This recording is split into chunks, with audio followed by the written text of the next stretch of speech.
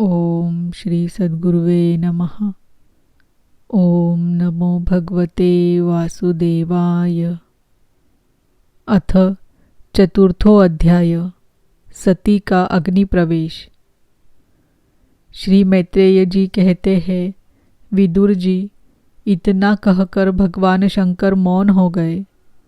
उन्होंने देखा कि दक्ष के यहाँ जाने देने अथवा जाने से रोकने दोनों ही अवस्थाओं में सती के प्राण त्याग की संभावना है। इधर सती जी भी कभी बंधुजनों को देखने जाने की इच्छा से बाहर आती और कभी भगवान शंकर रुष्ट न हो जाए इस शंका से फिर लौट जाती। इस प्रकार कोई एक बात निश्चित न कर सकने के कारण वे दुविधा में पड़ गई, चंचल हो गई। बंधुजनों के मिलने की इच्छा में बाधा पड़ने से वे बड़ी अनमनी हो गई। स्वजनों के स्नेहवश उनका हृदय भर आया और वे आंखों में आंसू भरकर अत्यंत व्याकुल हो रोने लगी। उनका शरीर थरथर कांपने लगा और वे अप्रतिम पुरुष भगवान शंकर की ओर इस प्रकार रोषपूर्ण दृष्टि से देखने लगी मानो उन्हें भस्म कर देंगी। शोक और क्रोध ने उनके चित्त को बिल्कुल बेचैन कर दिया तथा स्त्री स्वभाव के कारण उनकी बुद्धि मूढ़ हो गई। जिन्होंने प्रीतिवश उन्हें अपना आधा अंग तक दे दिया था, उन सत्पुरुषों के प्रिय भगवान शंकर को भी छोड़कर वे लंबी लंबी सांस लेती हुई अपने माता पिता के घर चल दी। सती को बड़ी फुर्ती से अकेली जाते देख श्री महादेव जी के मणिमान एवं मद आदि हजारों सेवक भगवान के वाहन वृषभ राज को आगे कर तथा और भी अनेकों पार्षद और यक्षों को साथ ले बड़ी तेजी से निर्भयतापूर्वक उनके पीछे हो लिए। उन्होंने सती को बैल पर सवार करा दिया तथा मैना, पक्षी, गेंद, दर्पण और कमल आदि खेल की सामग्री, श्वेत छत्र, चवर और माला आदि राज चिन्ह तथा दुंदुभी, शंख और बांसुरी आदि गाने बजाने के सामानों से सुसज्जित हो वे उनके साथ चल दिए। तदनंतर सती अपने समस्त सेवकों के साथ दक्ष की यज्ञशाला में पहुंची। वहां वेद ध्वनि करते हुए ब्राह्मणों में परस्पर होड़ लग रही थी कि सबसे ऊंचे स्वर में कौन बोले। सब और ब्रह्मर्षि और देवता विराजमान थे तथा जहाँ तहाँ मिट्टी, काठ, लोहे, सोने, डाब और चर्म के पात्र रखे हुए थे। वहां पहुँचने पर पिता के द्वारा सती की अवहेलना हुई। यह देख यज्ञकर्ता दक्ष के भय से सती की माता और बहनों के सिवा किसी भी मनुष्य ने उनका कुछ भी आदर सत्कार नहीं किया। अवश्य ही उनकी माता और बहनें बहुत प्रसन्न हुई और प्रेम से गदगद होकर उन्होंने सती जी को आदरपूर्वक गले लगाया। किंतु सती जी ने पिता से अपमानित होने के कारण बहनों के कुशल प्रश्न सहित प्रेमपूर्ण वार्तालाप तथा माता और मौसियों के सम्मानपूर्वक दिए हुए उपहार और सुंदर आसन आदि को स्वीकार नहीं किया। सर्वलोकेश्वरी देवी सती का यज्ञ मंडप में तो अनादर हुआ ही था। उन्होंने यह भी देखा कि उस यज्ञ में भगवान शंकर के लिए कोई भाग नहीं दिया गया है और पिता दक्ष उनका बड़ा अपमान कर रहा है। इससे उन्हें बहुत क्रोध हुआ। ऐसा जान पड़ता था मानो वे अपने रोष से संपूर्ण लोकों को भस्म कर देंगी।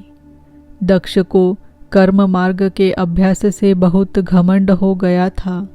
उसे शिवजी के द्वेष करते देख जब सती के साथ आए हुए भूत उसे मारने को तैयार हुए तो देवी सती ने उन्हें अपने तेज से रोक दिया और सब लोगों को सुनाकर पिता की निंदा करते हुए क्रोध से लड़खड़ाती हुई वाणी में कहा। देवी सती ने कहा, पिताजी, भगवान शंकर से बड़ा तो संसार में कोई भी नहीं है। वे तो सभी देहधारियों के प्रिय आत्मा हैं। उनका न कोई प्रिय है न अप्रिय, अतएव उनका किसी भी प्राणी से वैर नहीं है।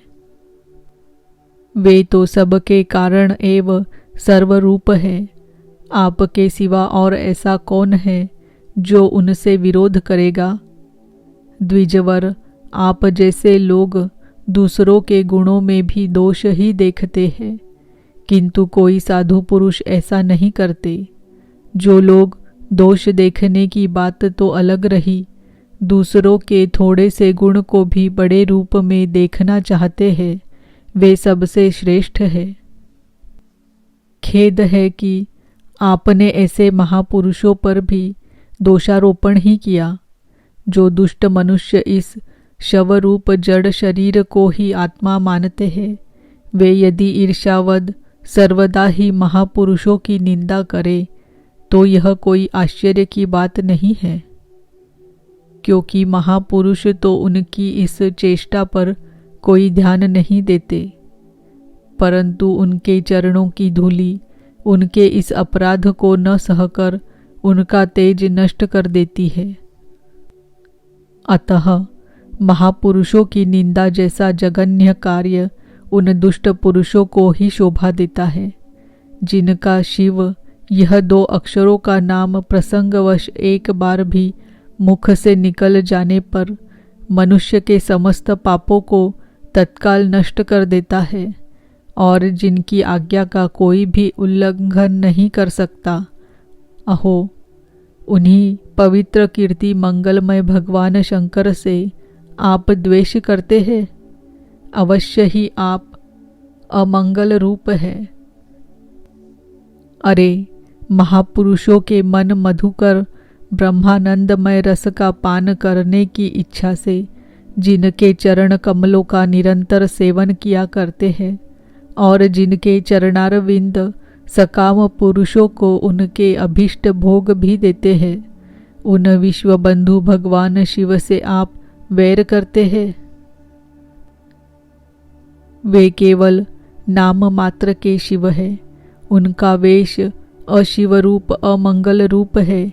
इस बात को आपके सिवा दूसरे कोई देवता संभवतः नहीं जानते, क्योंकि जो भगवान शिव श्मशान भूमिस्थ नरमुंडों की माला, चिता की भस्म और हड्डियां पहने, जटा बिखेरे, भूत पिशाचों के साथ श्मशान में निवास करते हैं, उन्हीं के चरणों पर से गिरे हुए निर्माल्य को ब्रह्मा आदि देवता अपने सिर पर धारण करते हैं।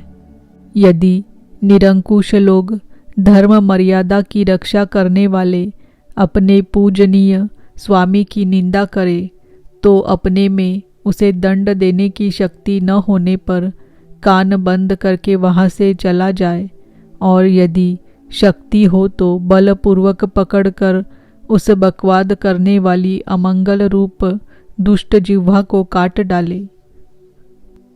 इस पाप को रोकने के लिए स्वयं अपने प्राण तक दे दे, यही धर्म है। आप भगवान नीलकंठ की निंदा करने वाले हैं, इसीलिए आप से उत्पन्न हुए इस शरीर को अब मैं नहीं रख सकती। यदि भूल से कोई निंदित वस्तु खा ली जाए तो उसे वमन करके निकाल देने से ही मनुष्य की शुद्धि बताई जाती है।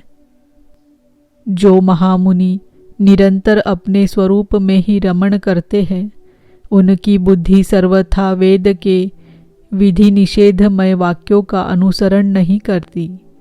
जिस प्रकार देवता और मनुष्यों की गति में भेद रहता है, उसी प्रकार ज्ञानी और अज्ञानी की स्थिति भी एक सी नहीं होती।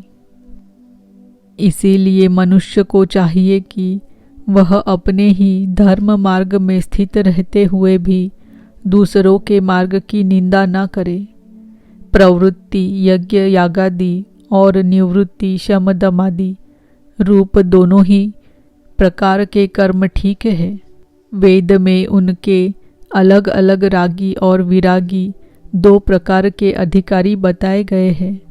परस्पर विरोधी होने के कारण उक्त दोनों प्रकार के कर्मों का एक साथ एक ही पुरुष के द्वारा आचरण नहीं किया जा सकता। भगवान शंकर तो परब्रह्म परमात्मा है। उन्हें इन दोनों में से किसी भी प्रकार का कर्म करने की आवश्यकता नहीं है। पिताजी, हमारा ऐश्वर्य अव्यक्त है।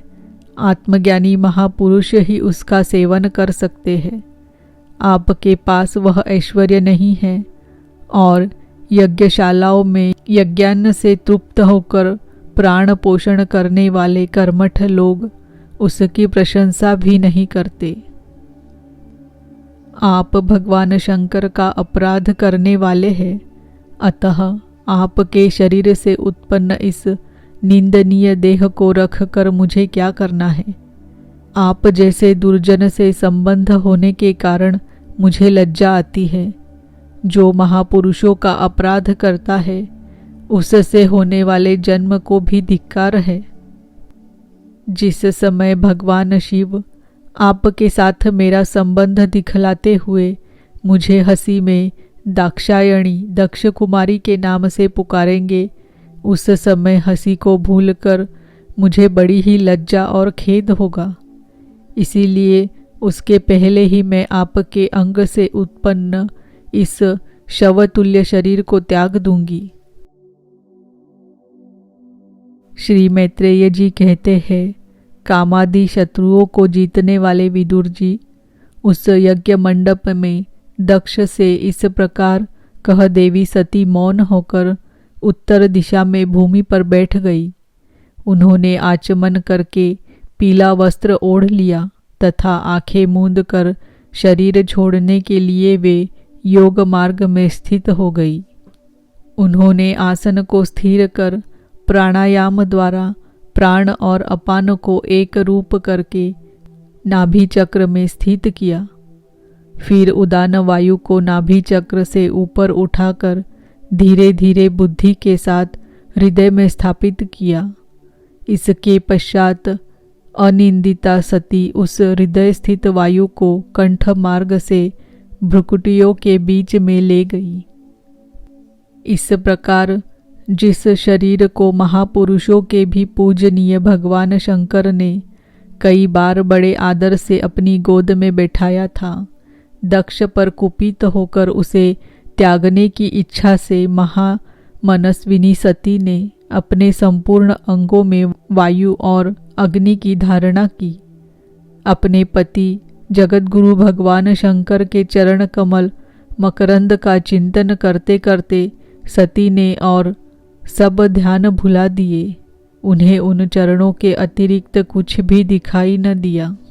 इससे वे सर्वथा निर्दोष अर्थात मैं दक्ष कन्या हूँ ऐसे अभिमान से भी मुक्त हो गई और उनका शरीर तुरंत ही योगाग्नि से जल उठा।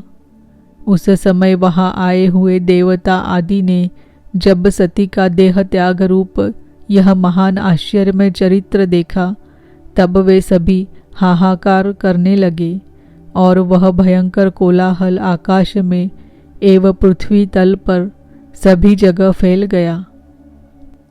सब और यही सुनाई देता था, हाय दक्ष के दुर्व्यवहार से कुपित होकर देवाधिदेव महादेव की प्रिया सती ने प्राण त्याग दिए।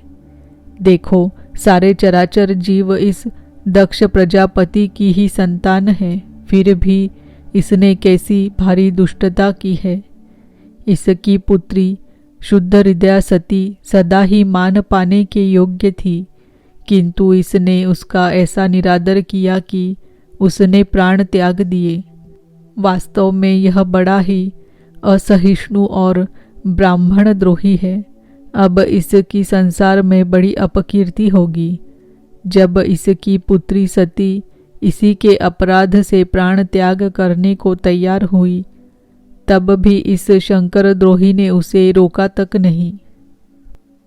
जिस समय सब लोग ऐसा कह रहे थे, उसी समय शिवजी के पार्षद सती का यह अद्भुत प्राण त्याग देख अस्त्र शस्त्र लेकर दक्ष को मारने के लिए उठ खड़े हुए। उनके आक्रमण का वेग देखकर भगवान भृगु ने यज्ञ में विघ्न डालने वालों का नाश करने के लिए अपहतम रक्ष इत्यादि मंत्र का उच्चारण करते हुए दक्षिणाग्नि में आहुति दी। अध्वर्यु भृगु ने जो ही आहुति छोड़ी कि यज्ञ कुंड से ऋभु नाम के हजारों तेजस्वी देवता प्रकट हो गए। इन्होंने अपनी तपस्या के प्रभाव से चंद्रलोक प्राप्त किया था। उन ब्रह्म तेज संपन्न देवताओं ने जलती हुई लकड़ियों से आक्रमण किया तो समस्त गुह्यक और प्रमथ गण इधर उधर भाग गए। इति श्रीमद्भागवते महापुराणे पारमहंस्यां संहितायां चतुर्थ स्कंधे सती देहोत्सर्गो नाम चतुर्थो अध्यायः। ओम नमो भगवते वासुदेवाय। ओम नमो भगवते वासुदेवाय। ओम नमो भगवते वासुदेवाय।